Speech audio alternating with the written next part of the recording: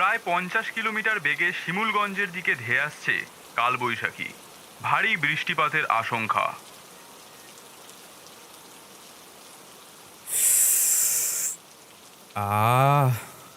পাঁচু, তুই যাই বলিস, রাতের আড্ডা কিন্তু লালুকে ছাড়া জমেই না।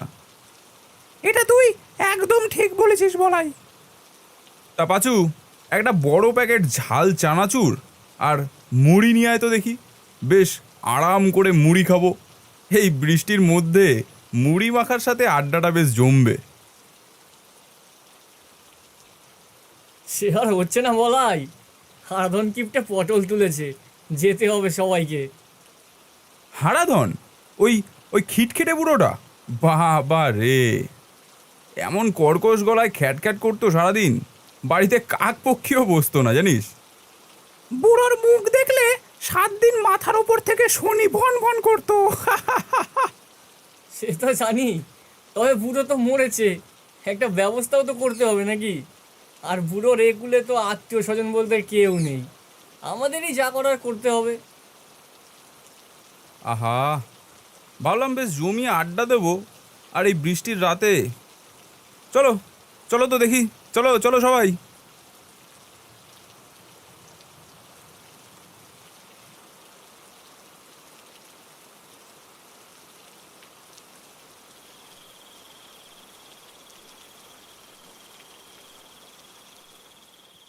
পাঁচু, লালু, তোরা দুজন যা, দুটো বাঁশ আর ধূপকাঠির ব্যবস্থা কর গিয়ে, যা। বলাই, টাকার দরকার তো। টাকা? এই কিপটে বুড়োর বাড়িতেই দেখ না, কিছু পাস নাকি? যখন বেঁচে ছিল না খেয়ে সব জমিয়েছে।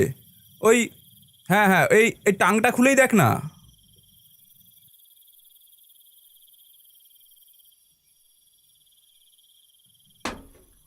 এই দেখ বলাই, কিরে?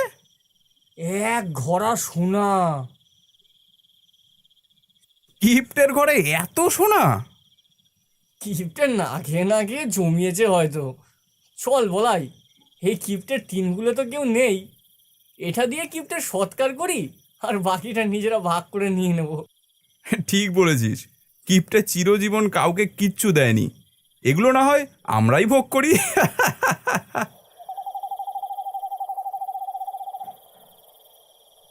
আচ্ছা চল চল, নে হাত লাগা, বুড়োকে বাঁধ, ওই বাঁশের সাথে বাঁধ বুড়োকে।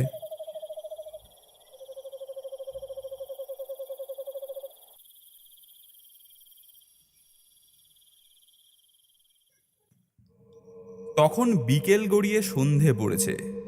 বুড়োকে কাঁধে নিয়ে আমরা সবাই শ্মশানের দিকে চললাম।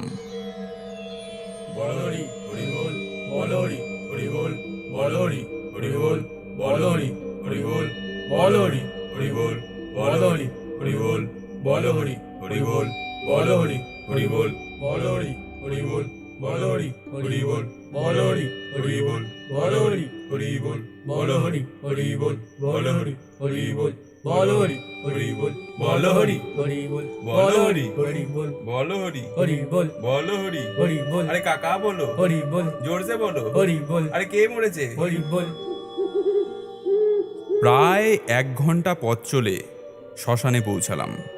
এই বৃষ্টির রাতে ঘুটঘুটে অন্ধকারে শ্মশান দেখাচ্ছিল হাড় হিম করার মতো ভয়াবহ। শ্মশানের সামনে একটা মরা অর্ধেক পুড়ে বৃষ্টির জলে নিভে গেছে, তার চোখগুলো যেন বেরিয়ে আসতে চাইছে। দূরে কিছু হাড়গোড় পড়ে রয়েছে।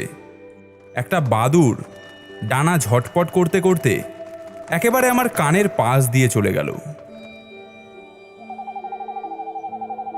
আমরা মরাটা সবে মাত্র নামিয়েছি, এমন সময় আচমকা বৃষ্টির গতি বাড়ল।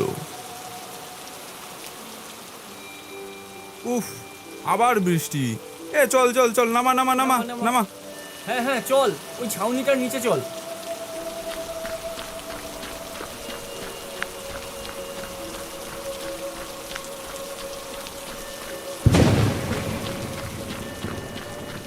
আমরা সবাই বৃষ্টির থেকে বাঁচতে মোড়া রেখে ছাউনির নিচে আশ্রয় নিলাম।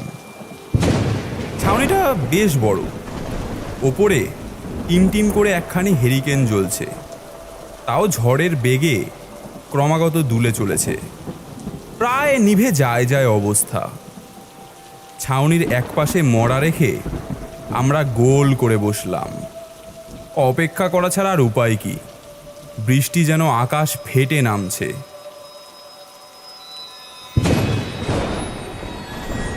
বজ্রবিদ্যুতের আলোতে চারিদিক এক মুহূর্তের জন্য আলোকিত হয়ে আবার মিলিয়ে যাচ্ছে, সাথে মেঘের গর্জনের প্রবল শব্দ। একসময় এক দমকা হাওয়া এসে হেরিকেনটাকে নিভিয়ে দিল।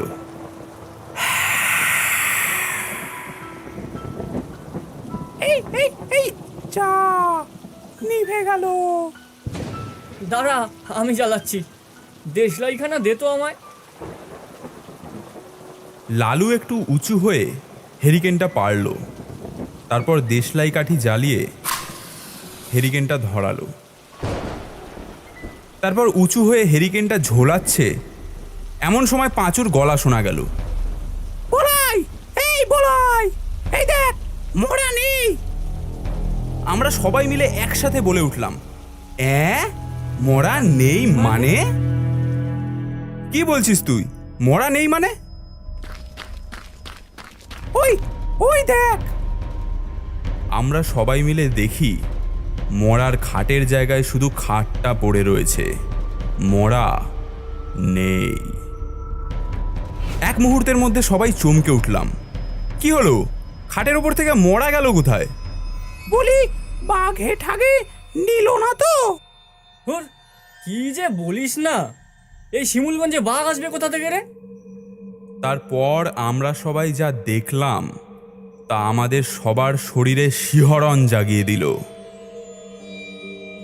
একটা মেঘের গর্জনে চারিদিক এক মুহূর্তের জন্য আলো হয়ে গেল, আর সেই আলোতে পরিষ্কার দেখলাম শ্মশানের সামনে নিম গাছের একটা ডালের ওপরে হারাধন বুড়ো উল্টো হয়ে বসে আছে, তার হাতে একটা মরার পা। যেই অর্ধেক পোড়া মরাটা আমরা এসে দেখেছিলাম, হয়তো সেই মরাটার। হারাধন কিপ্টে মহা সুখে ওই পা থেকে তার মাংস চিবিয়ে চিবিয়ে খাচ্ছে।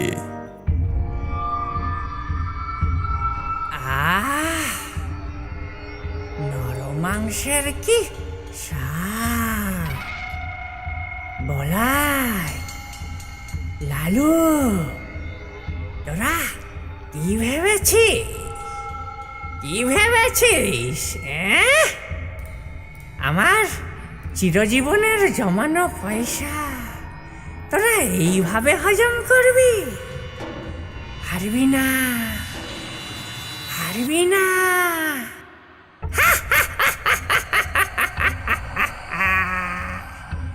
আমি পুরো জীবনে কখনো ভালো মন্দ খাবার খাইনি, তাই আমার এখন খিদা পেয়েছে, আমি খাবো।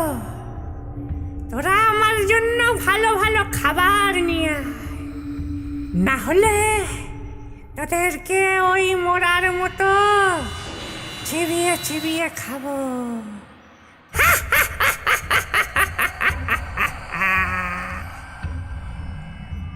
ওরে বাবা, কিপ্টে হরিচরণ তো ভূত হয়ে গেছে গো। চুপ কর পাঁচু, আমার জন্য এক কড়াই রসগোল্লা নিয়ে আয়, না হলে দেব ঘাড় মোটকে। এই এই বেটা কিপ্টে বুড়ো, বেশ তো মরেছিলি, তো আবার ভূত হয়ে ফিরলি কেন রে? এই এই বলাই, কিপ্টে বলবি না, কিপ্টে বলবি না একদম। কিপ্টে বলবো না? শোন বুড়ো, তোকে আমরা একদম ভয় করি না, বুঝলি? কি রে, এই সকাল সকাল কে রে চিল্লামিল্লি শুরু করলি? একটু শান্তিতে কি ঘুরতেও পারবো না নাকি? একে আমি আমি হলাম শ্রী শাকচুন্নি। তুই লিকলিকে সবুজ চেহারা, মনে হচ্ছে চিরজীবন পালং শাক ছাড়া আর কিছু খাসনি। এই এই বুড়ো, কি বলছিস তুই? তোকে তো এখানে আগে কখনো দেখিনি। আমি সবে মরে ভূত হলাম।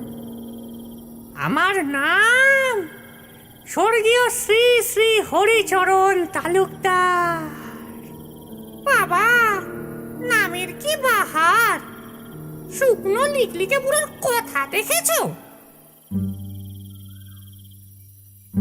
কি গো চুন্নি, আমার জন্য মাথার খুলি আনতে আর কতক্ষণ লাগবে? আরে আনছি গো আনছি। আমাদের শ্মশানে একটা নতুন বুড়ো ভূত এসেছে। নতুন ভূত?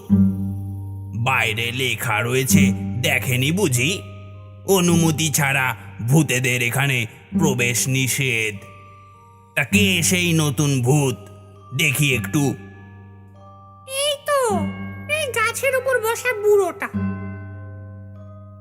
এই এই লিকলিকে বুড়োটা? এর থেকে বড় বড় মাছ তো আমি সকালে ব্রেকফাস্টে খাই। শোন বুড়ো, কাল সকাল হবার আগেই এখান থেকে কাটবি, বুঝলি? কেন রে লম্বা কর না? এই শ্মশান কি তোর বাপের নাকি? আমি যাব না, যাব না আমি এই শ্মশান থেকে। তবে রে, তবে এই নে, নে নে, কেমন লাগে দেখ। এই এই এই এই এই এই লাগলো, এই এই বাবা নে রে, নে, এই নে, নে বাবা রে, নে, এই, ছুড়লাম, নে এই, মারিস নে, নে, কেমন লাগে? এই আবার ছুড়লাম। এই এই, তোরা কে শুরু করেছিস? হ্যাঁ, ওরে বাবা, চণ্ডী দাদু আবার এখানে কোথা থেকে আসলো? এই হারাধন কিপ্টে, বলাইয়ের মুখে আমি সব শুনেছি, বুঝেছিস? মরে গিয়েও তোর শান্তি হয়নি, তাই না? তাই এখানে জ্বালাতন শুরু করেছিস। সন্ডে, তুই চলে যা, চলে যা এখান থেকে। আমি আমার জমানো পয়সা দিয়ে এখানে ঘর করে থাকবো। দেখেছো চণ্ডী দাদু কি সব বলছে? এই শ্মশানে আমরা থাকি আর ও কি না এখানে ঘর করে থাকবে? বুড়ো, পুরো জীবন কিপটামি করে মরার পর শখ জেগেছে। বার করছি তোর ঘর করা, দাঁড়া।